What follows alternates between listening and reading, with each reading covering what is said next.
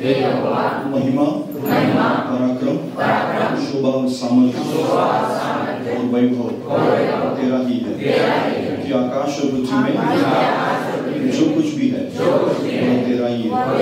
हे यहोवा राज्य तेरा है, तू सबों के ऊपर मुख्य और महान ठहरा है और तू सबों के ऊपर प्रभुता करता है। सामर्थ्य और पराक्रम तेरे ही हाथ में और सब लोगों को बढ़ाना बल देना तेरे हाथ में है। इसलिए अब है हमारे परमेश्वर हम तेरा धन्यवाद करते हैं और तेरी महिमा युक्त नाम की स्तुति करते हैं। प्रभु हमसे बात कर, तेरे वचन को और आमीन में मैं स्वीकारता आमीन। परमेश्वर पिता हम धन्यवाद देते हैं प्रभु इस वक्त पिता तेरे वचन के लिए और तेरी उपस्थिति के लिए पिता हम धन्यवाद देते हैं कि प्रभु तू हमारे बीच में है पिता और तेरा वचन प्रभु जी हमारे बीच में कार्य करने वाला हम धन्यवाद देते हैं प्रभु जी। प्रभु हम धन्यवाद देते हैं पिता तेरे प्रभु जी वचनों के लिए पिता जिनके द्वारा प्रभु जी हमें सामर्थ मिलता है, जिसके द्वारा प्रभु जी हमें शक्ति मिलती है, जिसके द्वारा हमें आशीष मिलती है पिता, जिसके द्वारा प्रभु जी हमें जीने के लिए प्रभु जी साहस मिलता है प्रभु जी, जिसके द्वारा हमें शैतान पर विजय मिलती है। हम धन्यवाद देते हैं उन वचनों के लिए पिता। उन वचनों को प्रभु जी हमारे हृदय में हम स्वीकार करें और उन वचनों के लिए प्रभु जी हमारे हृदय को ज्यादा से ज्यादा हम तैयार करते हैं प्रभु जी, ज्यादा से ज्यादा हम स्वीकार कर सके और उन वचनों के द्वारा एक बड़ी आशीष को पा सके, क्योंकि हमारे लिए प्रभु जी तूने कुछ रख छोड़ा है प्रभु जी आज के दिन के लिए पिता। और उस वचन को और उस प्रभु आशीष को यीशु के नाम से हम स्वीकार दें। आज हम खाली हाथ नहीं जाएंगे, बल्कि प्रभु जी आज हम प्रभु तेरे वचन के साथ साथ उस वचन के द्वारा मिलने वाली आशीष को लेकर जाए प्रभु। ऐसा होने दें। हमारे लिए प्रभु जी धन्यवाद देते पिता, तेरे सामर्थ के लिए, तेरे पवित्र आत्मा के लिए प्रभु जी, तेरा मार्गदर्शन हम मांगते हैं प्रभु जी, तेरा वचन के लिए प्रभु, तेरे वचन को सुनने के लिए प्रभु जी हमारे कानों को तू खोल दे पिता, हमारे हृदय को तू खोल दे पिता। धन्यवाद देते पिता, सारे डिस्टर्बेंस को यीशु के नाम से हम निकाल देते हैं। हमारी प्रार्थनाओं को सुना धन्यवाद, सारा आदर और महिमा हम तुझे देते हैं, यीशु के नाम से मांगते हैं, आमीन। बैठ जाओ। धन्यवाद हो कि आपके बीच में बात करने के लिए परमेश्वर ने मुझे समय दिया। मेरे साथ खोले उत्पत्ति की किताब, उसका 6वां अध्याय और 5 वचन।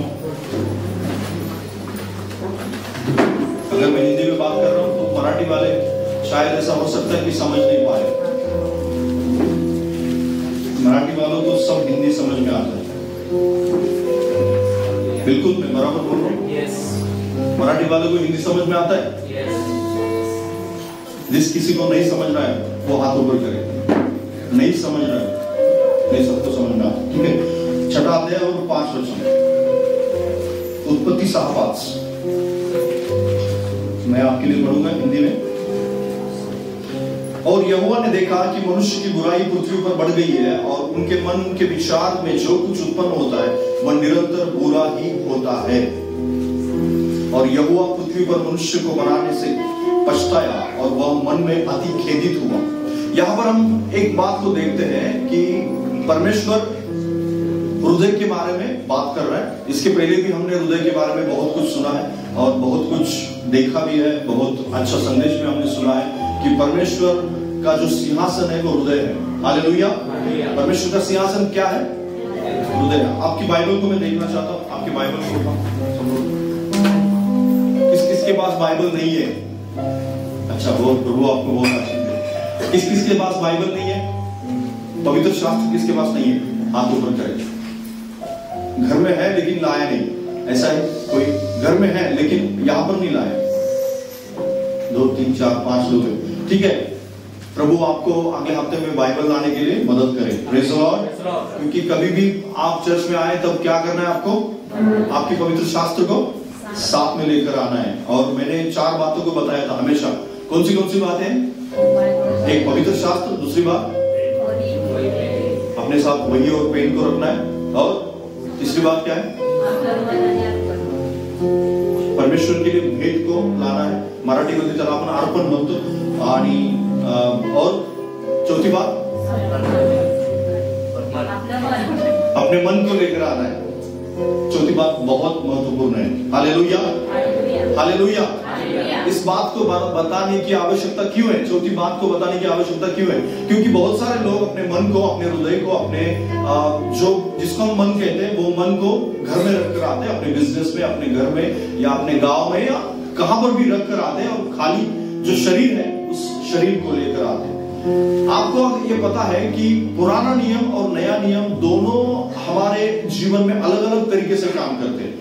एक ही काम होता है, परमेश्वर एक ही है। परमेश्वर ने जो वचन बोला है वो भी एक ही है। परमेश्वर यही चाहता है, पुराना नियम हो या नया नियम, उन दोनों के द्वारा हमें वो आशीषित करना चाहता है, हमारे जीवन को अधिक बढ़ाना चाहता है, आगे बढ़ाना चाहता है, और हमें आत्मिकता में बढ़ाना चाहता है, स्वर्ग की ओर लेके जाना चाहता है। इसलिए हम नए नियम में अलग बातें देखते हैं और पुराने नियम में अलग बातें देखते हैं, लेकिन दोनों का मतलब एक ही रास्ता है, एक ही रास्ते पर हम जाते हैं। यहाँ पर हम एक बात को पढ़ते हैं जो परमेश्वर ने हमें बताई है कि मनुष्य के हृदय में आने वाली सब बातें जो है वो लगातार गलत है, लगातार एक ही विचार जो है गलत तरीके से, एक गलत तरीके का रास्ता है। एक रास्ता दूसरा है जो अच्छे विचार आने वाला है, दूसरा रास्ता जो है वो बुरे विचार लाने वाला है। और बुरे विचार लाने वाला जो रास्ता है बहुत अच्छी रीति से खुला हुआ है, उसका द्वार बड़ा है और वहां से आने वाला सोर्स जो बहुत बड़ा सोर्स है। जो अच्छे विचारों का सोर्स है वो बहुत छोटा है। और इसी बात को परमेश्वर यहाँ पर दोहराता है। फिर से एक बार अगर मराठी में पढ़ेंगे तो आपको पता चलेगा। मराठी में किसके पास मराठी बाइबल पढ़िए, मराठी में 6:5 पृथ्वीवर मानवाची दुष्टाई फार आहे, त्यांच्या मनात येणाऱ्या विचारांच्या सर्व कल्पना केवळ एकसारख्या वाईट असतात असे परमेश्वराने पाहिले, म्हणून मानव पृथ्वीवर उत्पन्न केल्याचा परमेश्वराला अनुताप झाला आणि त्याच्या चित्ताला खेद झाला। Praise the Lord. यहाँ पर हम पाते हैं कि परमेश्वर हृदय के बारे में इतना महत्व देता है। परमेश्वर हृदय के बारे में इतना क्यों सोचता है? दो बातें परमेश्वर के साथ बने रहने के लिए, परमेश्वर के साथ जीने के लिए हमें बहुत आवश्यक है। एक पहली बात तो एक हृदय और दूसरी बात है मंडली। पहली बात हृदय, बाजू वाले को बोलो, पहली बात हृदय। हृदय यानी जिसको हम मराठी में क्या बोलते हैं? मन बोलते। हृदय पण मराठीमध्ये म्हणतात, पण मन आपण त्याला म्हणत असतो। पण मन जे आहे ते परमेश्वरासोबत राहण्यासाठी काय आवश्यक है? परमेश्वर के साथ रहने के लिए मन की ज्यादा आवश्यकता है। दूसरी बात किसकी आवश्यकता है? मंडली की आवश्यकता है। मंडली यानी चर्च, जिसको इंग्लिश में क्या बोलते हैं? कलीसिया बोलते हैं। हिंदी में कलीसिया बोलते हैं, इंग्लिश में चर्च बोलते हैं। लेकिन जो कलीसिया है वो कलीसिया परमेश्वर के साथ बने रहने के लिए, परमेश्वर के साथ जुड़े रहने के लिए, परमेश्वर के साथ एक जीवन जीने के लिए इन दो बातों की बहुत आवश्यकता है। कौन सी बात? दो बातें। फिर से एक बात बोले, बाजू वाले को बोले ना, फिर से एक बात। पहली बात मन और दूसरी बात कलीसिया। अगर आपके जीवन में ये दो बातें नहीं है, परमेश्वर के साथ आप कभी भी लगातार नहीं चल सकते। लगातार मतलब कंटिन्यूअस, जिसको हम बोलते हैं कंटिन्यूअस चलना, जिसको बोलते हैं लगातार चलना, जिसको बोलते हैं कि सालों साल चलना। और सालों साल चलने के लिए इन दो बातें अगर आपके जीवन में नहीं है, अच्छी रीति से होनी चाहिए। आपका मन ठीक होना चाहिए, आपका हृदय ठीक होना चाहिए, आपके अंदर जो बातें परमेश्वर ने डाली है उसको लगातार आपको पकड़ के रहना है, तभी आप परमेश्वर के साथ एक अच्छा जीवन जी सकते हैं। और दूसरी बात जो है, अगर आप कलीसिया से जुड़कर नहीं चल रहे तो आप कभी भी परमेश्वर के साथ लगातार नहीं चल सकते, सालों साल नहीं चल सकते। चलेंगे आप, 1 साल चलेंगे, 6 महीना चलेंगे, 2 साल चलेंगे, लेकिन उसके बाद आप छोड़ देंगे। लेकिन पहली बात जो है, अपना हृदय क्या होना चाहिए? परमेश्वर आपके साथ, आपका हृदय साफ होना चाहिए। पहली बात जो है, आपका हृदय साफ होना चाहिए। यिर्मयाह नबी की किताब उसका 17 अध्याय 9 से लेकर 10 वचन पढ़ेंगे, 9 और 10। यिर्मयाह याचा 17वा अध्याय आणि 9 आणि 10 वचन। यिर्मयाह नबी की किताब उसका 17 अध्याय 9 से लेकर 10 तक। मैं आपके लिए पढ़ूंगा हिंदी में, मराठी में अगर इसके पास मराठी है तो मराठी में भी पढ़िए। 17 अध्याय 9 से 10। और यहाँ पर लिखा है, मन तो सब वस्तुओं से अधिक धोखा देने वाला है, उसमें असाध्य रोग है और उसका भेद कौन समझ सकता है। मैं यहोवा मन की खोजता और हृदय को जांचता हूं, ताकि प्रत्येक जन जो उसकी चाल चलन के अनुसार अर्थात उसके कामों का फल दूं। मराठी में पढ़िए, इसके पास मराठी बाइबल है। हृदय सर्वात कपटी आहे, ते असाध्य रोगाने ग्रस्त आहे, त्याचा भेद कोणास समजते? प्रत्येकास ज्याच्या त्याच्या वर्तनाप्रमाणे, ज्याच्या त्याच्या करण्याप्रमाणे प्रतिफळ देण्यास मी परमेश्वर हृदय चाळून पाहतो, अंतर्याम पाहतो। Praise the Lord, hallelujah. यहाँ पर परमेश्वर क्या बताता है कि हृदय क्या है? सब में कपटी है। यहाँ पर हिंदी में ऐसा लिखा है कि हृदय धोखा देने वाला है। धोखा देने वाला मतलब वो अपने हमारे शरीर को, हमारे जीवन को, हमारी आत्मा को लगातार क्या देता है? धोखा देता है। और यही ट्रांसलेशन बहुत अच्छा है, क्योंकि यहाँ पर ऐसा लिखा है कि वो क्या करता है? हमें हमारी आत्मा को धोखा देता है। हमारे शरीर में 3 बातें आपको हमेशा पता होनी चाहिए। कौन सा 3 बातें कौन सी है? मैंने बता चुका हूं पहले ही। प्राण, जिसको हम बोलते हैं, जिसको क्या बोलते हैं? प्राण को क्या बोलते हैं हम? जिसको जीव बोलते हैं, प्राणाला जीव म्हणतात आणि जीवालाच काय म्हणतात? मन म्हणतात, जीवाला अंतःकरण म्हणतात, जीवाला हृदय म्हणतात. तिसरं काय आहे याच्यामध्ये? शरीर आहे. तिसरं काय आहे? शरीर आणि आत्मा. या 3 गोष्टी आपल्यामध्ये आहेत. 3 बातें हैं हमारे बीच में. एक आत्मा है जिसको हृदय बोलते हैं, वो हृदय है. और तीसरी बात कौन सा है? ये शरीर है जो दिखने वाला है. 2 बातें हमारे जीवन में, शरीर में जो है वो दिखती नहीं है, किसी को नहीं दिखती, लेकिन वो है हमारे बीच में, हमारे शरीर में मौजूद है. लेकिन शरीर सबको दिखता है, इसलिए हमें बताया गया है कि हमारे शरीर की चिंता ज्यादा करनी चाहिए. शरीर की एक्सरसाइज करनी चाहिए, शरीर को ज्यादा मोटा नहीं करना चाहिए, शरीर को दुबला पतला रखना चाहिए, और शरीर के बारे में बहुत, शरीर को साफ करना चाहिए, रोज नहाना चाहिए. बहुत सारी बातें शरीर के बारे में लिखी गई है. हम शरीर को सजाने के लिए बहुत सारी बातों को दिन में करते हैं. जैसे हम नहाते हैं, कपड़ा, अच्छा कपड़ा पहनते हैं, उसके बाद में आप कंघी करते आपण कंगवा करतो, केसाला, त्याच्यानंतर आपण पावडर लावतो, क्रीम लावतो आणि बरंच काय काय आपण सुंदर बनतो. कशाला? शरीराला. पण आत्म्यासाठी आणि मनासाठी मात्र जास्त करून शिकवलं जात नाही. ना आध्यात्मिकतेमध्ये शिकवण्याचं जास्त ओढ आहे त्यासाठी, नाहीतर जगामध्ये तर अजिबातच नाहीये. कारण जगामध्ये या गोष्टीकडे जास्त लक्ष दिलं जात नाही. एक्सरसाइज करण्याकडे लक्ष दिलं जातं, सजवण्याकडे लक्ष दिलं जातं, मेकअप करण्याकडे लक्ष दिलं जातं, पण आत्म्याचा मेकअप किंवा मनाला सुंदर बनवणं या गोष्टीसाठी प्रयत्न केला जात नाही. पण परमेश्वर मात्र नवीन करारामध्ये जास्त करून कशावर फोकस केले गेलेले माहिती आहे? मनावरती, हृदयावरती फोकस केले. नया नियम में बहुत सी बातों में हम देखते कि परमेश्वर ने हृदय पर, मन पर ज्यादा फोकस किया है. क्यों फोकस किया है? क्योंकि हमारा मन हमेशा क्या रहना चाहिए? साफ रहना चाहिए. हमारा मन क्या रहना चाहिए? साफ रहना चाहिए. बाजू वाले बोलो, हमारा मन साफ रहना चाहिए. तभी आप परमेश्वर के साथ चल सकते हैं. अगर आपका मन खराब करने के लिए बहुत सारी चीजें आजू बाजू में, बहुत सारी चीजें. आप अगर देखेंगे पुराने नियम के विश्वासियों को, अब्राहम को देखेंगे, इसहाक को देखेंगे, याकूब को देखेंगे, दाऊद को देखेंगे, बहुत सारे लोगों को देखेंगे, उनके पास बाइबल थी. आपने कभी पढ़ा है कि उनके पास बाइबल थी? उनके पास लिखित रूप में कुछ वचन था? लिखित रूप में कुछ वचन था क्या उनके पास में? कुछ भी नहीं था. उनके पास ऐसा कुछ नहीं था जो वो पढ़ के मन को साफ कर सके. लेकिन हमारे पास क्या है? हमारे पास बाइबल है. लिखित रूप में क्या है?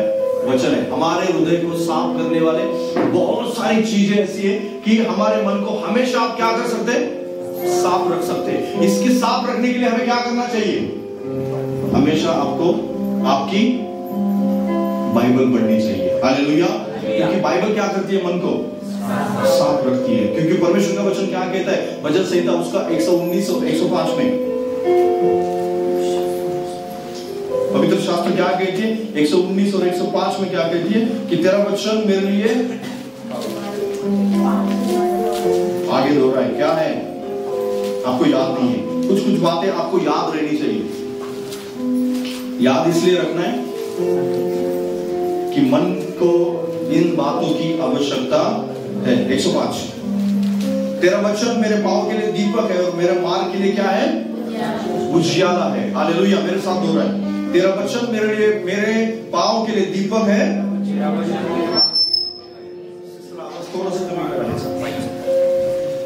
तेरा वचन मेरे पांव के लिए दीपक है और मेरे मार्ग के लिए उजियाला है. दोहरा है मेरे साथ. तेरा वचन मेरे पांव के लिए दीपक है, मेरे मार्ग के लिए उजियाला है. पहली बात तो ये समझ ले कि हमें परमेश्वर के साथ चलने के लिए 2 बातों की आवश्यकता है. कौन सा? हमारा हृदय अच्छा होना चाहिए, और दूसरी बात, हमें कलीसिया के साथ क्या होना चाहिए? जुड़ा होना चाहिए. कैसे? क्या होना चाहिए? जुड़ा होना चाहिए. और दूसरी, पहली बात हम सीख रहे हैं हृदय के बारे में. हृदय हमारा क्या होना चाहिए? साफ होना चाहिए. और साफ रखने के लिए हमें क्या करना है? परमेश्वर के वचन को याद करना है, परमेश्वर के वचन को हर दिन पढ़ना है, परमेश्वर के वचन पर मनन करना है, परमेश्वर के वचन को हमेशा क्या रखना है? साथ में रखना है. हालेलुया.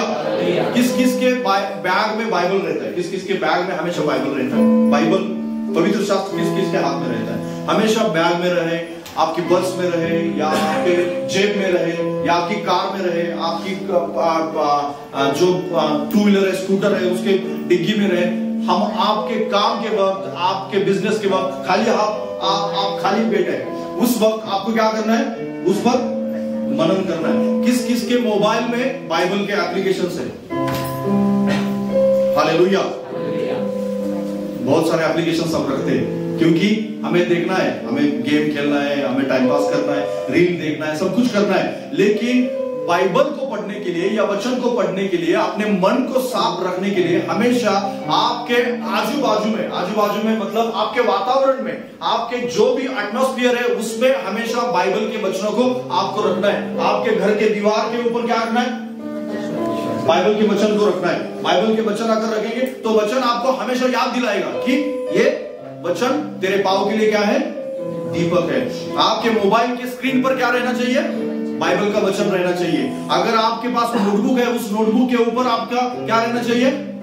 बाइबल का वचन रहना चाहिए। हमेशा आपको वचन याद दिलाता रहेगा कि आपका मन क्या करना है? हमेशा साफ रखना है। आपके कार में बाइबल होना चाहिए, आपके जेब में बाइबल होना चाहिए। आपके ये रखना संभव है? शक्य आहे का हे? आपल्या खिशामध्ये बायबल ठेवणं, त्याची एक एखादं फ्री ट्रॅक्स ठेवणं शक्य आहे की नाही? आपल्या कारच्या याच्यामध्ये डॅशबोर्डवर असेल किंवा कुठेही असेल, तुम्हाला वारंवार या गोष्टी आठवण करून देत राहील। कारण शरीराला साफ करण्यासाठी आणि तंदुरुस्त ठेवण्यासाठी जगामध्ये भरपूर मार्ग आहेत, पण मनासाठी मात्र आपण काहीही तयारी करत नाही। ही तयारी आपण करावी लागते, लक्षात घ्या। आणि ती तयारी करण्यासाठी तुम्हाला वारंवार प्रयत्न करावे लागतील, कारण सतत मनाला खराब करणारे, जसं मी सांगितलं सुरुवातीला की मनाला खराब करणारे भरपूर मार्ग आहेत, पण जे दुसऱ्याच्या चांगल्या गोष्टी येणार आहेत ते मात्र खूप थोडे मार्ग आहेत। ते मार्ग आपण वाढवले पाहिजे, आणि ते मार्ग वाढवण्यासाठी आपल्याला काय करावं लागेल? बायबल आपल्या समोर सतत ठेवावं लागेल। तुम्हाला मन साफ ठेवावं लागेल। साफ ठेवण्यासाठी या गोष्टी करायच्या। बायबल कारमध्ये ठेवा, गाडीच्या डिकीमध्ये ठेवा, आणि घरातल्या ह्याच्यावर ठेवा, टीव्ही वरती लावा, त्याच्यानंतर मोबाईलच्या स्क्रीनवरती लावा, बायबलचे ऍप्लिकेशन डाउनलोड करा, आणि बायबल वेगवेगळ्या प्रकारचे भाषांतर वाचा, बायबलच्या गोष्टी, संदेश ऐका। हे सतत काय करतील? तुम्हाला मन साफ ठेवते। इन चीजों के द्वारा आप अपने मन को क्या कर सकते? साफ कर सकते। क्योंकि बहुत समय से मनुष्य के अंदर आने वाले सब विचार क्या है? गंदे है, खराब है, और बहुत सारे ऐसे मार्ग है कि हमारे आजू बाजू में एटमॉस्फेयर जिसको बोलते हैं हम, उस एटमॉस्फेयर में, वातावरण में ऐसे बहुत गंदे विचार आने वाले बहुत सारे मार्ग है, लेकिन जो अच्छे विचार आने वाले मार्ग है बहुत थोड़े। उन मार्गों को हमेशा हमें बढ़ाना होगा। हमें ज्यादा से ज्यादा तैयारी करनी होगी कि अच्छे विचार मेरे अंदर ज्यादा है, कि मेरा मन क्या हो जाए? साफ रहे, हमेशा साफ रहे। हमेशा साफ रहने के लिए आपको कोशिश करनी है। लेकिन परमेश्वर के साथ आपको अगर जीना है, परमेश्वर के ऊपर प्रेम करना है, परमेश्वर के साथ आपको चलना है, अगर परमेश्वर की आज्ञाओं का पालन करना है, तो आपके मन के साफ होने बगैर आपलं मन साफ झाल्याशिवाय आपण त्याच्यावर जास्त अवलंबून राहू शकत नाही। तुमचं मन खराब झालं तर देवापासून ऑटोमॅटिक तुम्ही लांब व्हाल। लक्षात घ्या, जितना आपका मन साफ होगा उतना आप परमेश्वर पर निर्भर रहेंगे। जितना आपका मन अच्छा रहेगा आप परमेश्वर के साथ अच्छी रीति से चल पाएंगे। जितना आपका मन साफ रहेगा आप अच्छी रीति से प्रार्थना कर पाएंगे। जितना आपका मन साफ रहेगा आप परमेश्वर के साथ अच्छी रीति से जीवन जी पाएंगे। आप उसकी आज्ञाओं को अच्छी रीति से उस पर चलने पाएंगे। लेकिन पर अपना मन साफ नहीं रखेंगे तो आपका जीवन भी खराब रहेगा। आप प्रार्थना नहीं कर सकते, आप परमेश्वर के साथ चल नहीं सकते, उसके आज्ञाओं का पालन नहीं कर सकते। अगर आज्ञाओं को पालन करना है तो आपके मन को क्या करना चाहिए? साफ रखना चाहिए। वे आपका मन विश्वास योग्य रहना चाहिए। साफ होने के साथ साथ क्या रहना चाहिए? विश्वास योग्य रहना चाहिए। क्यों विश्वास योग्यता की आवश्यकता है? विश्वास योग्यता की आवश्यकता क्यों है? क्योंकि विश्वास योग्यता अगर नहीं है तो परमेश्वर ने अच्छे जो भी गलत काम करने वाले थे लेकिन उनकी विश्वास योग्यता के कारण उन्हें इस्तेमाल किया। Praise the Lord, hallelujah.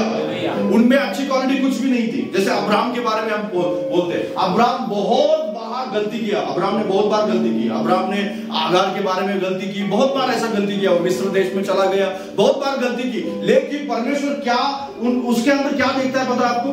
उसकी विश्वास योग्यता देखता है। हालेलुया। उसके अंदर दूसरी कौन सी भी क्वालिटी नहीं थी, अच्छी क्वालिटी जिसका परमेश्वर आपने वचन के द्वारा बोल सके कि ये अब्राहम के अंदर है। लेकिन परमेश्वर एक ही बात को देखता है कि अब्राहम विश्वास योग्य था परमेश्वर के साथ। हालेलुया। क्या आप आपके जो भी पार्टनर है, आपका पत्नी हो, आपकी पत्नी हो, या आपका जो भी साथी हो, आपके दोस्त हो, आपके मित्र हो, आपके रिश्तेदार हो, उनके साथ आप क्या विश्वासयोग्य हैं? आपका मन विश्वासयोग्य है? आपके चर्च के साथ क्या आप विश्वासयोग्यता का जीवन जी रहे हैं? क्योंकि ये सारी अविश्वास योग्यता जो है अपने मन के अंदर से ही बाहर निकलती है। क्योंकि संसार किस दुनिया में, कि कैसी जगत में जी रहा है संसार? जैसे आप 4 लोग बैठे, जैसे 4 लोग, समझ लीजिए 4 लोग बैठे और बात कर रहे हैं एक साथ में, और उनमें से एक बोलता है कि मेरे लिए कुछ काम है, मैं जा रहा हूं, मुझे अर्जेंट जाना है, तो वो निकल जाता है। 3 लोग बचते हैं वहां पर। या 3 लोग क्या करते हैं पता है? उस जो चौथा आदमी गया वहां से, उसके बारे में बात करने लगे कि ये ऐसा है, वैसा है, उसने ये गलती किया, उसने वो किया, उसने वो किया, सब ऐसा बात करें। क्या आप 3 लोग उस चौथे व्यक्ति के साथ विश्वासयोग्य है? नहीं है विश्वासयोग्य। और यही विश्वासयोग्यता परमेश्वर ढूंढ रहा है हमारे बीच में, हालेलुया, हमारे हृदय में। और उस विश्वासयोग्यता को हमारे अंदर लाना ही पड़ेगा। अगर नहीं लाएंगे आप तो क्या होगा? परमेश्वर आपके ऊपर नाराज रहेगा। आप प्रार्थना तो कर सकेंगे, लेकिन उस प्रार्थना के द्वारा उस उपस्थिति को नहीं आप छू पाएंगे जो परमेश्वर आपके उस उपस्थिति में लेके जाना चाहता है। पवित्र आत्मा की अगुवाई कराना चाहता है, पवित्र आत्मा आपको चलाए, उसका मार्गदर्शन हमेशा आपको मिलता रहे, ये परमेश्वर चाहता है। उन बातों को आपके जीवन में आप देख नहीं पाएंगे, क्योंकि आपको क्या करना है? आपका पार्टनर हो, आपके घर में रहने वाला कोई रिश्तेदार हो, या आपका दोस्त हो, आप जहां पर बिजनेस करते वो आपका ग्राहक हो, या कोई भी हो, उसके साथ आपको विश्वास योग्य रहना पड़ेगा। और अविश्वास योग्यता हमेशा याद रखना कि आपके मन से ही आएगी। विश्वास योग्यता भी मन से आएगी और अविश्वास योग्यता भी कहां से आएगी? मन से ही आएगी। क्योंकि अगर मन साफ रहेगा, मन में विश्वास योग्यता रहेगी, तो आप हमेशा दूसरों के प्रति एक विश्वास योग्यता का जीवन जिएंगे। और मनुष्य के प्रति आप विश्वास योग्यता का जीवन जी रहे, आप परमेश्वर के प्रति भी विश्वास योग्यता का जीवन जी सकते हैं। जैसे अब्राहम के बारे में हम देखते हैं, अब्राहम का जो उसके भाई का लड़का था लूत, जिसको हम देखते हैं, लूत क्या बोलता है कि हमारे बीच में झगड़ा हो रहा है तो हम क्या करेंगे? अलग अलग हो जाएंगे। लेकिन परमेश्वर का वहां पर अब्राहम की विश्वास योग्यता को, केवल परमेश्वर के प्रति अब्राहम विश्वास योग्य नहीं था, वो लूत के प्रति भी विश्वास योग्य था। वो क्या बोलता है? तू दाहिनी ओर जाएगा तो मैं बाईं ओर जाऊंगा, अगर तू बाईं ओर जाएगा तो मैं दाहिनी ओर जाऊंगा। लेकिन अब्राहम को चुनने का अधिकार था, अब्राहम को चुनने का अधिकार था, क्योंकि वो बड़ा था और उसके पास ज्यादा संपत्ति थी, लूत से ज्यादा संपत्ति थी, और वो बड़ा था, और परमेश्वर के प्रति, परमेश्वर के साथ उसका ज्यादा संबंध था लूत के अगेंस्ट। क्योंकि हम ऐसा बोलते हैं कि लूत को वो चुनने का अधिकार देता है, अपना चुनने का अधिकार वो छोड़ देता है और बोलता है कि अगर तू दाईं ओर जाएगा तो मैं बाईं ओर जाऊंगा। वो केवल परमेश्वर के प्रति विश्वास योग्य नहीं है, लूत के प्रति भी विश्वास योग्य है। वो कहां से आई थी विश्वास योग्यता? उसके मन से आई थी। उसके पास बाइबल नहीं था, उसके पास वचन नहीं था, कुछ भी नहीं था, फिर भी वो विश्वास योग्य था। आपके पास अगर बाइबल है, आप हर दिन वचन पढ़ने वाले हैं, हर दिन आप बाइबल पढ़ने वाले हैं, तो आपका मन विश्वास योग्य है या ये है या नहीं, ये सवाल आपने आपसे पूछना है। क्योंकि अगर आपका मन विश्वास योग्य नहीं है तो प्रार्थना करना, परमेश्वर की आज्ञाओं को मानना, बहुत सारी ऐसी बातें जो धार्मिक क्रियाएं हम बोलते ना, उनको करने के लिए आपको बहुत दिक्कत हो जाएगी। क्योंकि आप कर तो पाएंगे लेकिन लोगों को दिखाने के लिए। क्योंकि नए नियम में हम ऐसा देखते हैं कि जो भी कार्य परमेश्वर पुराने नियम में बोलता था, जो कार्यों को करने के लिए बोलता था, वो सारी बातें आज किसमें है? कार्यों में है। प्रभु यीशु मसीह की शिक्षाओं को आप अच्छी रीति से पढ़िए कि परमेश्वर ने, प्रभु यीशु मसीह ने लगातार इन बातों को कहा है। पढ़िए, आप मेरे साथ पढ़िए मत्ती रचित सुसमाचार उसका 5 अध्याय और 28 पढ़िए।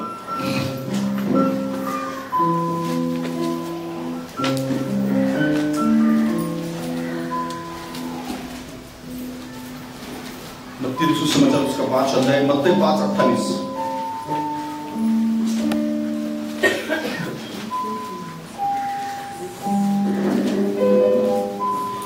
बात को मैं कह रहा हूं वहां पर परमेश्वर वहां पर अच्छे से आपको स्पष्टीकरण मिल जाएगा। 5:28 क्या कहता है? परंतु मैं तुमसे कहता हूं कि जो कोई किसी स्त्री पर क्रूरदृष्टि डाले वह अपने मन में उससे व्यभिचार कर चुका। और उसके बाद में उसके साथ साथ हम पढ़ते यूहन्ना रचित सुसमाचार उसका 4 अध्याय 24 वचन। बाद में पढ़ेंगे, मराठी में ये पहले पढ़िए 5:28। मी तर तुम्हाला सांगतो, जो कोणी एखाद्या स्त्रीकडे काम इच्छेने पाहतो त्याने आपल्या मनात तिच्याशी व्यभिचार केलाच आहे. Hallelujah, praise the Lord. यहाँ पर परमेश्वर क्या कहता है कि व्यभिचार को कार्यों से लेकर परमेश्वर ने कहां पर लाया? यीशु मसीह ने कहां पर लाया? हृदय में लाया. कार्यों से कहां लाया? अगर पहले कहां होता था? कार्यों में होता था. कार्यों में मतलब जिसको हम कृती बोलते, मराठी में कृती म्हणतो आपण. कृतीमधून परमेश्वराने आता व्यभिचाराची व्याख्या बदललेली आहे. आणि व्यभिचाराची व्याख्या काय केली? हृदयामध्ये जे विचार आहेत ना, त्या विचारांना व्यभिचार ठरवले. तुम्हाला माहिती आहे मी काय सांगतो, लक्षात येते का? जुन्या करारामध्ये कार्यावरती जास्त महत्व दिलं. मग कार्यामध्ये बऱ्याच गोष्टी होत्या. बरेच कार्य आहेत, तुम्ही जुन्या करारामध्ये वाचा. त्या सगळ्या कार्यांना, मग आराधनेला सुद्धा कार्यामध्ये आणलेलं होतं. आराधना कार्यामध्येच केली जात. धूप जाळला जात होता आणि त्याच्यानंतर मेज समर्पित भाकरी दिल्या जात होत्या. असं बरंच काही मंदिरामध्ये केलं जात होतं. पण ती आराधना सुद्धा परमेश्वराने कुठं आणली माहिती आहे? जसं आपण योहानाचं शुभवर्तमान 14 अध्याय 24 वचनामध्ये वाचतो. वाचा 14 अध्याय 24 वचन. यूहन्ना उसका 14 अध्याय 24 पद.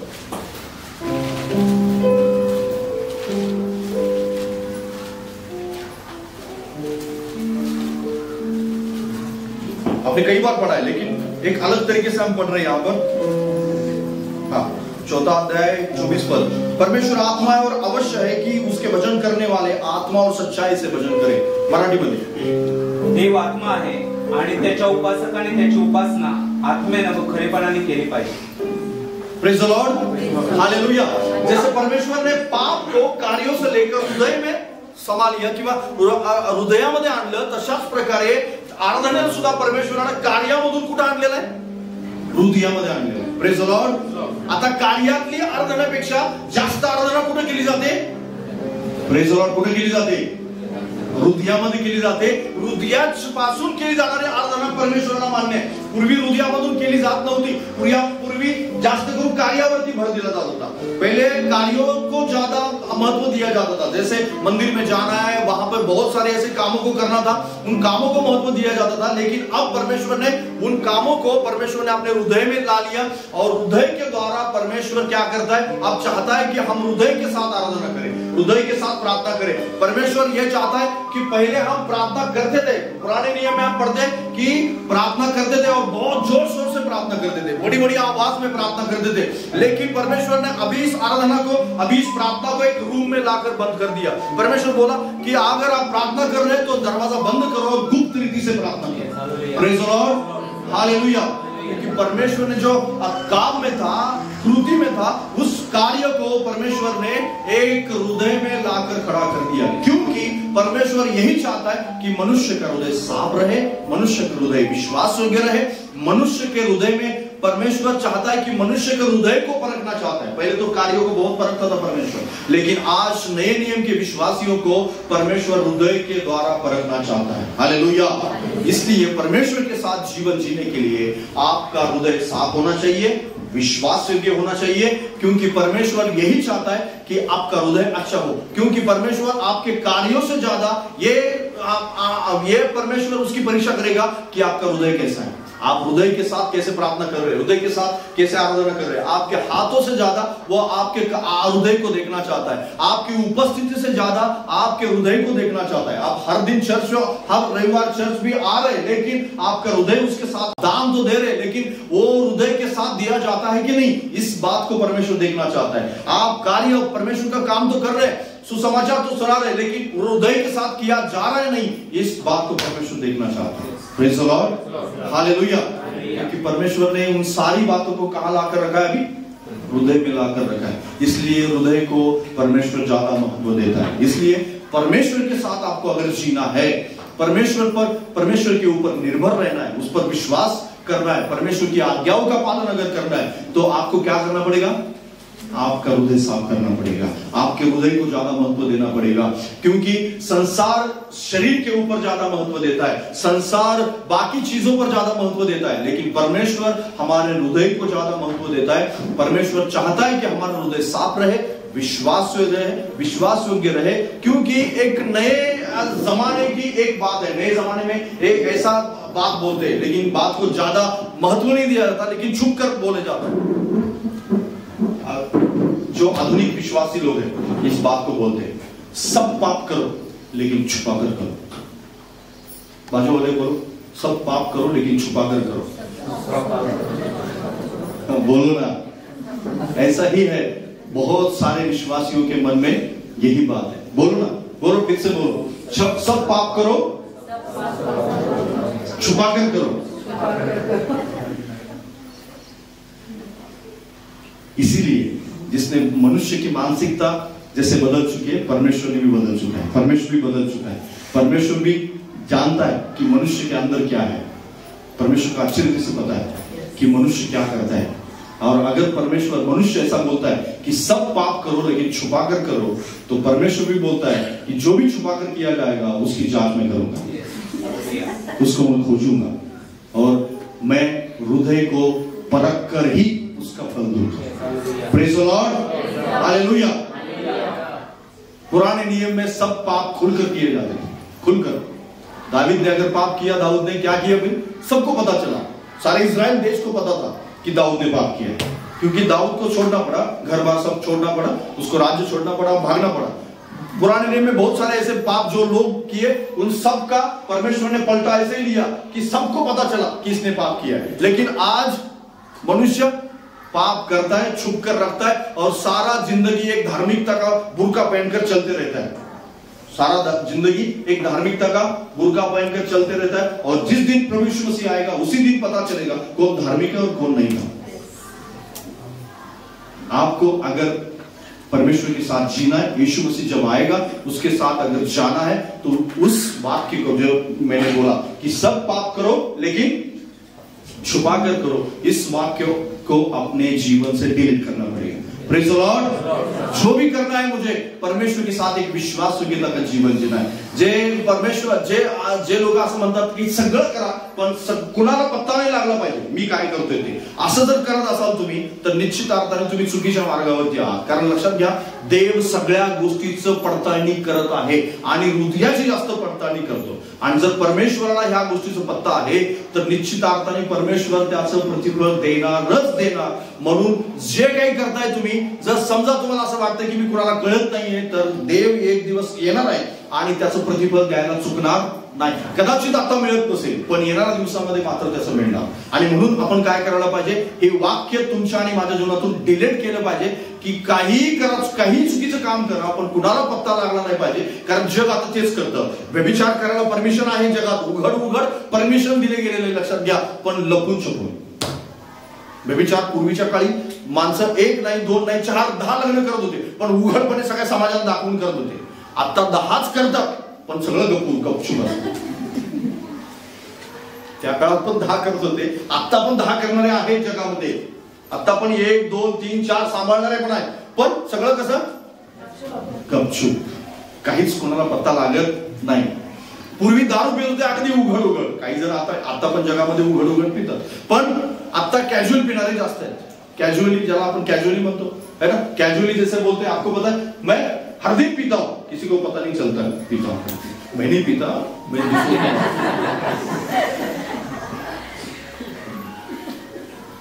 बहुत सारे लोग ऐसे हैं जो हर दिन ऐसा बोलते हैं कि मैं करता हूं लेकिन किसी को पता नहीं।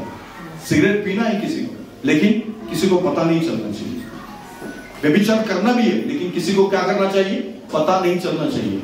बहुत सारे लोग ऐसे जीवन जी रहे और इन बातों को खोजना पड़ेगा। परमेश्वर क्या खोजेगा, हृदय को जांचेगा। परमेश्वर हृदय को जांचेगा और परमेश्वर उन हृदय को परमेश्वर ऐसा खोजेगा, ऐसी जांच करेगा कि उसका प्रतिफल देना है उसे। इसलिए परमेश्वर क्या करता है, हृदय को साफ करने के लिए बोलता है। और इस वाक्य को अपने मन में अगर डालकर आप चल रहे तो इस वाक्य को अपने जीवन से डिलीट कर दे कि सब करो लेकिन छुपा कर करो। ऐसा नहीं चलेगा, क्योंकि धार्मिकता में ऐसा नहीं चलता है। धार्मिकतेमध्ये असं चालत नाही, लक्षात घ्या। आध्यात्मिक जीवन जर तुम्हाला देवासोबत जगायचंय, प्रार्थना करायचंय, चर्चमध्ये यायचंय, तर हे वाक्य तुमच्या जीवनातून डिलीट झालंच पाहिजे की काही केलं तर चालतं पण सगळं कुणाला पत्ता नाही लागला पाहिजे। देवाला सगळ्या गोष्टी माहित होतात, पर प्रभु को सब कुछ पता चलता है। जो भी आप करेंगे प्रभु को पता है, और प्रभु उसका प्रतिफल देने के लिए नहीं चूकेगा। परमेश्वर देगा ही देगा, क्योंकि परमेश्वर बोलता है कि पलटा लेना मेरे हाथ में है और सब कामों का प्रतिफल मिलेगा। परमेश्वर ने यहाँ पर कहा है अगर परमेश्वर ऐसा कहता है तो परमेश्वर जांच करता है। इसलिए आपको जो भी करना है, पुराने नियम के, मैं हमेशा बोलता हूँ पुराने नियम के लोग बहुत अच्छे थे, नए नियम के बहुत ही डेंजर लोग हैं। बहुत ही क्या है?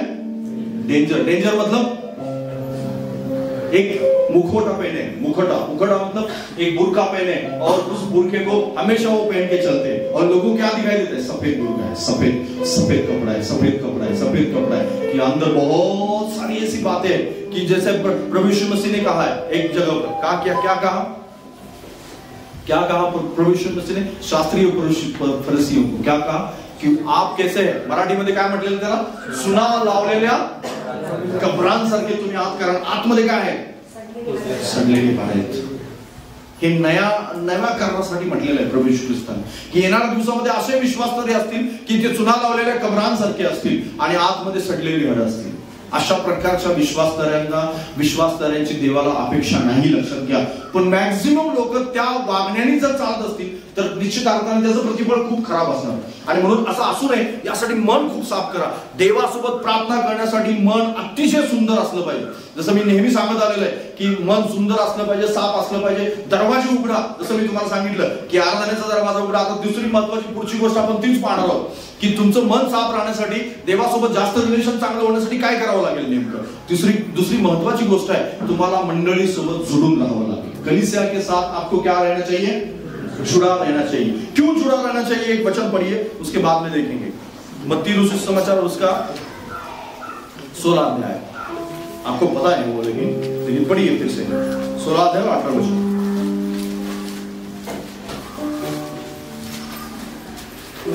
मत्ती 16:18.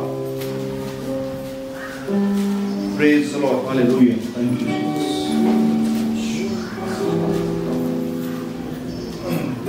मेरी हिंदी समझ गए आपको? और क्या लिखा है यहाँ पर? और मैं भी तुझसे कहता हूं कि तू पत्रस है और मैं इस पत्थर पर अपनी कलीसिया बनाऊंगा और अधरों के फाटक उस पर प्रबल न होंगे. मराठीमध्ये आणखी मी तुला सांगतो, तू पेत्र आहेस आणि या खडकावर मी आपली मंडळी रचीन व तिच्या पुढे अधोलोकाच्या द्वाराचे काही चालणार नाही. या ठिकाणी आपल्याला काय सांगण्यात आलेलं आहे? मंडळीविषयी सांगण्यात आलेलं है. यहाँ पर मंडली के बारे में, कलीसिया के बारे में लिखा गया है कि बाजू वाले को, अपने पड़ोसी को बोलो कि आपके जीवन में कलीसिया का रोल बहुत बड़ा है. बोलिए. तुमच्या जीवनामध्ये मंडळीचा खूप मोठा रोल आहे. रोल म्हणजे काम आहे. तुमच्या जीवनामध्ये मंडळीचा खूप मोठा काम आहे, मंडळीचा खूप मोठा भाग आहे. मंडली किंवा कलीसिया अगर आपके जीवन में नहीं है तो कलीसिया के साथ आप जुड़े नहीं है, कलीसिया के साथ आप विश्वास योग्य नहीं है, तो आप परमेश्वर के साथ ज्यादा दिन नहीं चल सकते. परमेश्वर की आज्ञाओं का ज्यादा अच्छी रीति से पालन नहीं कर सकते, उसके आज्ञाओं पर नहीं चल सकते, उसके वचन में टिके नहीं रह सकते. क्योंकि बहुत सारे लोगों को मैंने देखा है जो भी कलीसिया के साथ नहीं जुड़ा, उसका जीवन, उसका आध्यात्मिक जीवन के बारे में बात कर रहा हूं, उसके व्यक्तिगत जीवन में बहुत सारे उतार चढ़ाव आते रहेंगे, लेकिन उसका आध्यात्मिक जीवन बहुत जल्दी शून्य हो जाता है, बहुत जल्दी वो बुझ जाता है. जैसे दिया बुझता है वैसे ही वो जल्दी बुझ जाता है. क्योंकि उसको हमेशा उसको दिए को जलाने के लिए इस एक मंडली की आवश्यकता है, कलीसिया की आवश्यकता है. आपको आपके जीवन को वचन सिखाने के लिए, आपके जीवन को एक अच्छा मार्गदर्शन देने के लिए, आपके जीवन की गलतियां निकालने के लिए आपको कलीसिया की आवश्यकता है. हालेलुया. अगर आप ऐसा बोलेंगे कि मेरी गलतियां कोई नहीं निकालेगा, अगर आप ऐसा बोलेंगे कि मेरे जीवन में कोई भी ऐसा मुझे सुझाव देने वाला, मुझे अच्छा बुरा जो भी रास्ता है उस रास्ते के बारे में बताने वाला कोई अगर नहीं है, तो आप ज्यादा दिन परमेश्वर के साथ नहीं चल सकते.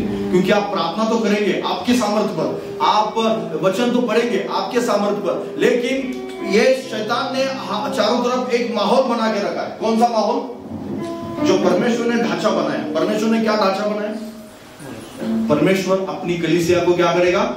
खड़ा करेगा. परमेश्वर क्या करेगा? अपनी कलीसिया को खड़ा करेगा और उसके द्वारा विश्वासियों को तैयार करेगा और उन विश्वासियों को हमेशा चलाते रहेगा, उसमें संजीवन लाएगा। एक कलीसिया के द्वारा उस शहर में संजीवन लाएगा, उस कलीसिया के द्वारा परमेश्वर उस शहर को आशीषित करेगा, उसके उस गांव को आशीषित करेगा, लोगों को आशीषित करेगा, लोगों के जीवन को बदलेगा, लोग बीमारी से चंगे होंगे और बहुत सारी ऐसी बातें जो कलीसिया में होती रहेगी। परमेश्वर यही चाहता था, उस ढांचे को बनाना चाहता था, लेकिन उस ढांचे को खराब करने के लिए शैतान ने बहुत सारे मार्ग खोले। जैसे यूट्यूब में हम देखते हैं बहुत सारे लोग ऐसे देखते, बहुत सारे ऐसे लोग बोलते कि आप कलीसिया में जाने की आवश्यकता नहीं है, कलीसिया में प्रार्थना में बैठने की आवश्यकता नहीं। अगर आपको बुरा लग रहा है एक कलीसिया में तो दूसरी उसको छोड़ के दूसरी में जाओ, दूसरे में बुरा लग रहा है तीसरे में जाओ। बहुत सारे ऐसे लोग हैं जो ऐसी झूठी शिक्षाएं को फैला रहे, लेकिन परमेश्वर का वचन ऐसा कहता है कि परमेश्वर अपनी कलीसिया को खड़ा करेगा और उस पर अधरों के फाटक जयवंत नहीं होंगे। Hallelujah, hallelujah. ऐसा कहा गया है कि एक विश्वासी के ऊपर अधरों के फाटक जयवंत नहीं होंगे, ऐसा कहा गया है, ऐसा वचन में लिखा है।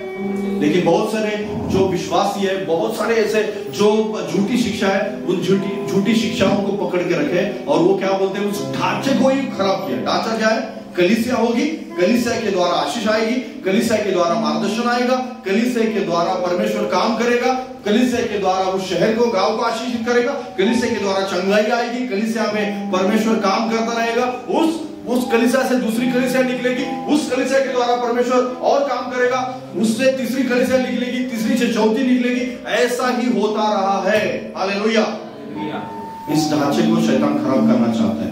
आधुनिक जो विश्वासी है वो इस ढांचे को खराब करना चाहते हैं। अगर इस ढांचे को खराब किया गया तो आपके जीवन में परमेश्वर का काम जिस तरीके से आप चाहते हैं उस तरीके से होता हुआ नहीं दिखाई देगा, क्योंकि परमेश्वर चाहता है कि आपको आशीष दे, परमेश्वर चाहता है आपकी बीमारी को चंगा करे, परमेश्वर चाहता है आपका फैमिली आशीषित हो, आप परमेश्वर चाहता है आपके जीवन में उसके कार्यों को हमेशा बढ़ाता रहे। लेकिन ये परमेश्वर ये भी चाहता है कि आप कलीसिया के साथ जुड़े रहें, चाहे आपको पसंद आए या ना आए। परमेश्वर उस चर्च के नियम आपको पसंद आए या ना आए, उस पास्टर को आप पसंद करें या ना करें, सिस्टर को आप पसंद करें या ना करें, ये जो वर्शिप टीम है उस वर्शिप टीम को आप पसंद करें या ना करें, उस चर्च के विश्वासियों को आप पसंद करें या ना करें, फिर भी आपको कलीसिया के साथ जुड़े रहना। हालेलुया।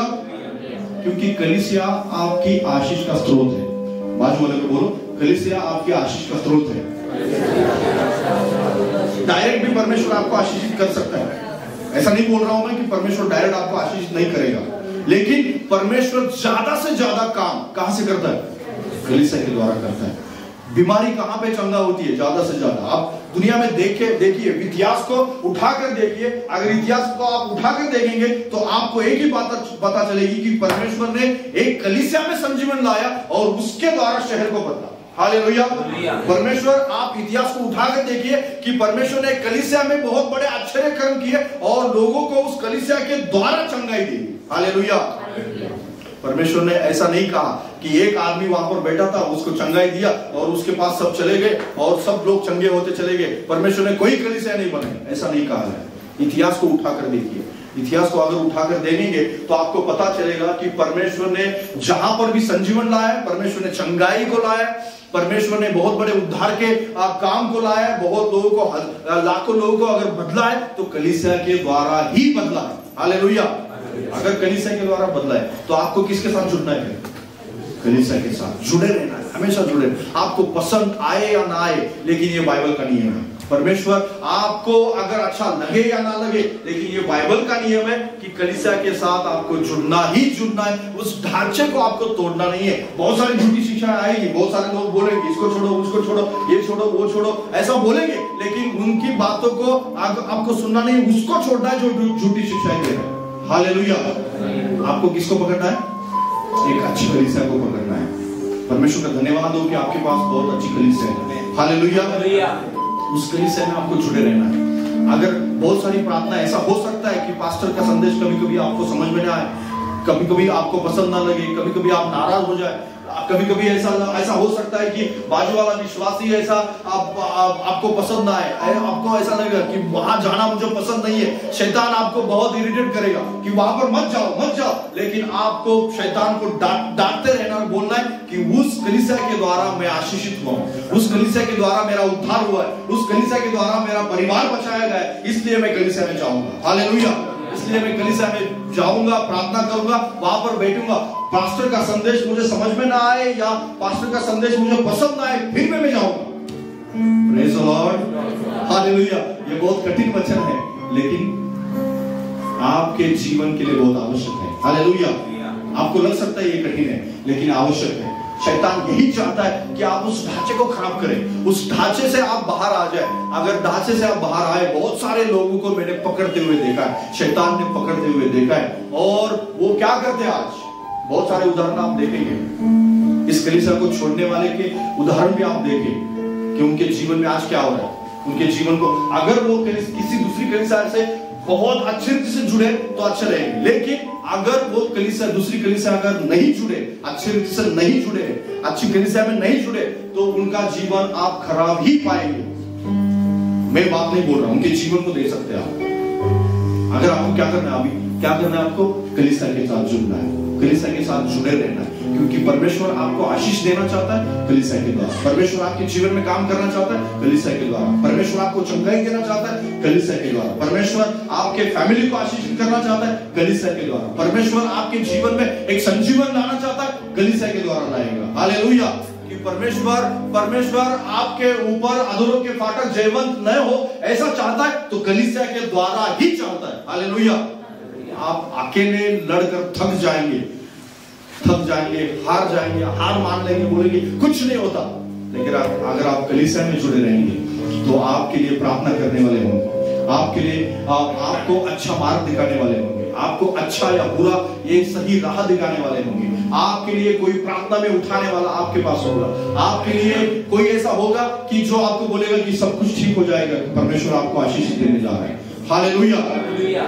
हर रविवार आपको एक अच्छा प्रोत्साहन मिलता रहेगा। हर संडे को आपको अच्छा परमेश्वर की आत्मा की उपस्थिति में जाने का मौका मिलता रहेगा।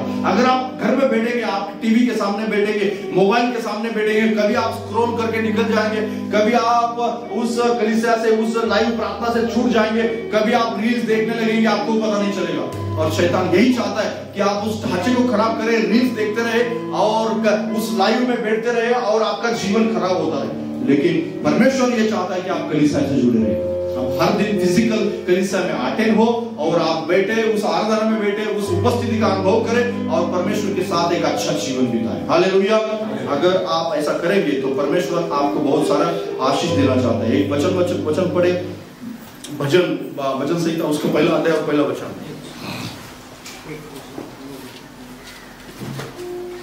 Praise the Lord. हालेलुया।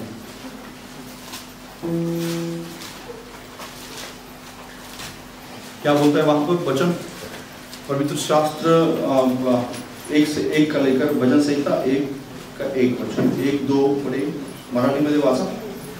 जो पुरुष दुर्जनाच्या मसलनीने चालत नाही, पापी जनाच्या मार्गात उभा राहत नाही आणि निंदकांच्या बैठकीत बसत नाही, तर परमेश्वराच्या नियमशास्त्रात रमतो, त्याच्या नियमशास्त्राचे रात्रंदिवस मनन करीतो, तो धन्य। हिंदी में लिखा है, क्या ही धन्य है वो पुरुष जो दुष्टों की युक्ति पर नहीं चलता और पापी के मार्ग में खड़ा नहीं रहता, न ठट्टा करने वाली मंडली में बैठता है, परंतु वह तो यहोवा की व्यवस्था से प्रसन्न रहता है और उसकी व्यवस्था पर रात दिन ध्यान करता रहता है। वह उस वृक्ष के समान है जो बहती नालियों के किनारे लगाया गया है और अपनी ऋतु में फलता है और उसके पत्ते कभी मुरझाते नहीं, इसलिए जो कुछ वह पुरुष करे वह सफल होता है। Praise the Lord. हालेलुया। परमेश्वर यहाँ पर ऐसा कहता है कि उस वृक्ष के समान उस पुरुष को कहा गया है। कौन सा वृक्ष? जो एक बहती नाली के किनारे लगाया गया है। हालेलुया। Praise the Lord. क्योंकि परमेश्वर चाहता है कि हम ऐसी मंडली में बैठे जहां पर आराधना होती है, ऐसी मंडली में बैठे जहां पर परमेश्वर के वचन के बारे में बात की जाती है, ये ऐसी मंडली में बैठे जहां पर प्रभु को महत्व दिया जाता है, ऐसी मंडली में बैठे जहां पर प्रभु की उपस्थिति है। अगर ऐसी मंडली में अगर नहीं बैठेंगे तो संसार तो उस पाप से घिरा हुआ है। संसार में अगर कहां पर भी जाएंगे, निंदा है, वहां पर वो गाली गलौज है, वहां पर बहुत सारी ऐसी गंदी बातें सुनने को मिलेगी आपको, बहुत सारे पाप ऐसे मिलेंगे, बहुत सारे ऐसे लोगों की जो आलोचना है वो आलोचना मिलेगी, बहुत सारी ऐसी बातें संसार में आपको मिल जाएगी। क्योंकि संसार में अच्छी बातें सुनाने वाला या सुनने वाला, कहने वाला कोई भी नहीं है। क्योंकि ये अच्छी बातें, परमेश्वर की बातें, परमेश्वर के वचन की बातें, परमेश्वर की उपस्थिति, उसकी आराधना अगर कहां होती है तो मंडली में होती है, कलीसिया में होती है। हालेलुया। क्योंकि संसार में बहुत ऐसी बातें, जो वातावरण, पहले से मैं बोला कि पहले भी बोल चुका हूं कि वातावरण जो है, एटमॉस्फेयर जो है, वो एटमॉस्फेयर आपको हमेशा याद दिलाता रहेगा कि क्या आपके अंदर आ रहा है और क्या आपके, क्योंकि अंदर आने वाली बहुत सारी गंदी बातें, ये रास्ता बहुत बड़ा रास्ता है, लेकिन जो अच्छी बातें ना, वो अच्छी बातें आने वाला रास्ता बहुत छोटा है। उन रास्तों को खोलना है। अगर वो रास्ते को खोलना है तो कलीसिया में जाना चाहिए, हर हफ्ते में कलीसिया में आना चाहिए, कलीसिया में बैठना चाहिए, कलीसियाओं के प्रार्थना में जाना आना चाहिए। हमेशा उस कलीसिया में जो भी प्रार्थना होती है उस प्रार्थना में बढ़ चढ़कर आपको भाग लेना चाहिए। हालेलुया। बढ़ चढ़कर भाग लेने वाले बहुत कम लोग होते हैं। मैं मानता हूं कि आप व्यक्तिगत प्रार्थना करने वाले हैं, मैं मानता हूं कि आप व्यक्तिगत बाइबल पढ़ने वाले भी होंगे, लेकिन उस एटमॉस्फेयर में जाना, उस वातावरण में जाना बहुत आवश्यक है। उस वातावरण में जाने के लिए आपको हमेशा कोशिश करनी, वो आपको हमेशा वक्त निकालना है। आपको ये सोचना पड़ेगा कि मैं कैसे जाऊं, उस प्रार्थना में कैसे जाऊं, उस प्रार्थना में, फास्टिंग पीरियड में कैसे जाऊं, ऐसी पुरुष प्रार्थना में कैसे जाऊं, एक स्त्रियों की प्रार्थना, उस प्रार्थना में कैसे जाऊं। आपको छुट्टी निकालनी पड़ेगी, आपको बहुत सारे कामों को त्यागना पड़ेगा, बहुत वक्त निकालना पड़ेगा, और गाड़ी में पेट्रोल डालना पड़ेगा, और मोबाइल बंद करना पड़ेगा, किसी को, रिश्तेदार को ऐसा बोलना पड़ेगा कि मैं नहीं आऊंगा। ऐसा करके आप क्या कर सकते हैं, कलीसिया की प्रार्थना में ज्यादा से ज्यादा शामिल हो सकते हैं। और इसके द्वारा क्या होगा, इसके द्वारा एटमॉस्फेयर तैयार होगा, इसके द्वारा जो रास्ता, अच्छी बातें आने वाला रास्ता है वो ज्यादा खुलेगा, उस वचन का रास्ता ज्यादा खुलेगा, एटमॉस्फेयर ज्यादा खुलेगा। तो आप बहती नाली के किनारे जो लगाया गया उस पानी के सोते के नीचे या पानी के सोते के बीच में आप होंगे, उस वृक्ष के समान जो हमेशा फलता है, उस वृक्ष के समान होंगे जो वृक्ष में हमेशा ऋतु में, हर ऋतु में, जिस ऋतु में भी है उसमें फल आता है। हालेलुया। परमेश्वर चाहता है कि आपका जीवन हमेशा हरा भरा रहे, परमेश्वर चाहता है आपका जीवन हमेशा आशीषित रहे, परमेश्वर चाहता है आपके जीवन में शांति बनी रहे, परमेश्वर चाहता है आपके जीवन में कोई भी बीमारी न रहे, परमेश्वर चाहता है कि आपके जीवन से सभी प्रकार की परेशानियों को निकाले। लेकिन इन सब का स्रोत जो है वो कलीसिया है। हालेलुया। व्यक्तिगत आप प्रार्थना करना है, व्यक्तिगत प्रार्थना के साथ साथ आपको कलीसिया के साथ क्या करना है, जुड़े रहना। दो बातों को मैंने बोला कि परमेश्वर के साथ आपको अगर जीवन जीना है तो पहली बात तो आपके हृदय को आपको हमेशा साफ रखना है, विश्वास योग्यता के साथ आपको परमेश्वर के साथ उस हृदय को रखना है। दूसरी बात, आपको कलीसिया के साथ हमेशा जुड़े रहना है। कलीसिया आपको जवाबदेही बनाते हैं। जवाबदेही मतलब आपको हमेशा पूछा जाएगा, आपकी अच्छी अच्छी बातों के बारे में भी बोला जाएगा, और उसके बाद में दूसरी बात कौन सी बोली जाएगी कि आपके बुरे रास्ते में भी आपको डांटा जाएगा, आपको प्रताड़ना की जाएगी। आपको ऐसा बोल सकते हैं, मराठीमध्ये आपण त्याला काय म्हणतो की तुम्हाला योग्य वाट दाखवण्यासाठी तुम्हाला सतत आणि सतत काय करेल मंडळी, तुम्हाला वाट दाखवत राहील, तुम्हाला सांगत राहील की ही वाट चुकीची आहे, ही वाट बरोबर आहे, ही वाट चुकीची आहे, ही वाट बरोबर आहे, या मार्गाने जाऊ नको, या मार्गाने जा। सतत मंडळी तुम्हाला काय करत राहील, बरं सांगत राहील। जर तुम्ही फसलेच तर तुम्हाला काट्यातून बाहेर काढण्यासाठी, तुमच्यासाठी नाही तुम्ही ऐकलं तर किमान तुमच्यासाठी प्रार्थना करत राहील। Praise the Lord. हालेलुया। आणि ही महत्त्वाची गोष्ट आहे तुमच्या आणि माझ्या जीवनात, कारण प्रार्थनेचं जे बॅकिंग आहे ते तुमच्या आणि माझ्यासाठी खूप महत्त्वाचं आहे, लक्षात घ्या। आणि कलीसिया सोबत, मंडळी सोबत जुडून राहिल्यानेच ते प्रार्थनेचं बॅकिंग मिळू शकतं। जो कोणी मंडळी सोबत राहत नाहीये त्यांचं जीवन व्यक्तिगत रित्या तुम्ही पहा, एका महिन्यामध्ये लगेच कळत नाही, एका महिन्यात, 2 महिन्यात, 6 महिन्यात, एका वर्षात तुम्हाला कळतं तुमच्या जीवनामध्ये की त्याच्या जीवनात आज आरोग्य आहे का, त्याच्या घरामध्ये आज शांती राहिलेली आहे का, त्याच्या घरामध्ये त्याचा बिझनेस व्यवस्थित चालू आहे का, काम व्यवस्थित चालू आहे का, त्याची नोकरी चालू आहे का, त्याची मानसिकता व्यवस्थित आहे का, तो कुठलं तर व्यसनाच्या तर नादी लागलेला नाही। जर मंडळी सोबत नाही राहिला तर या सगळ्या गोष्टी होऊ शकतात, लक्षात घ्या। जर राहिला तर मात्र त्याचे काम व्यवस्थित चालणार, त्याची मानसिकता व्यवस्थित असेल, कारण मार्गदर्शन करणारे भरपूर आहेत। प्रत्येक आठवड्याला नाही आवडला तरी संदेश ऐकावाच लागतो बसून जबरदस्तीने. पण मंडळीच्या बाहेर राहिले की संदेश पण ऐकला जाणार नाही. काही गोष्टी तुमच्या कानावरच पडणार नाही तर तुम्हाला बरं वाईट कळणारच नाही. एखादा अशी गोष्ट असू शकते की प्रत्येक आठवड्यात तुमच्या हृदयाला स्पर्श करून जाईल. हालेलुया. आणि त्या दिवशी तुम्हाला की अरे या गोष्टीमध्ये मी चुकलोय, जरी मला आवडलं नाही तरी व्यक्तिगत रीतीने तुम्ही ज्यावेळेस मनन कराल, बायबल वाचाल, बायबल हातात घेऊन बसाल की आज संदेश जो सांगितला होता पास्टरने चर्चमध्ये आपण पाहूया थोडंसं, आणि तुम्ही बायबल घ्याल आणि देवाचा पवित्र आत्मा तुम्हाला क्लिक करेल की हे सांगितलं होतं हे तुझ्यासाठी होतं. हालेलुया. Praise the Lord.